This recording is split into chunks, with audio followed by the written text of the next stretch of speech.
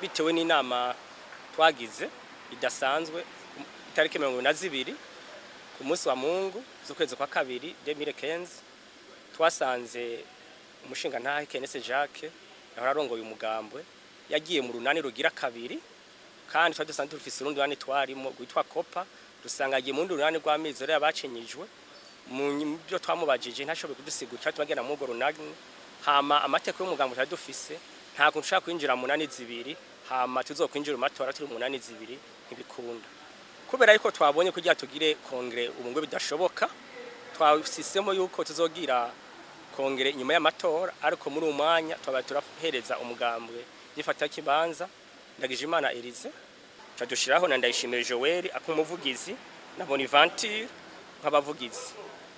Mufise icizero giki cuko umushikiranganje w'intwaro yo hagati mu gihugu azoshobora kwemera ivyavuye muri iyi nama idasanzwe? Icizero turagifise twaramwandikiye turategereje kunyisha azoduhereza.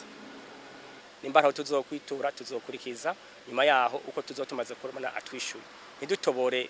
Nidusomere kete mwiba hasha akabaze turindire kwikete umushikiranganje w'intwaro yo hagati ashaka kutoswishura. Bitumuvugira ibyo atatubwiye.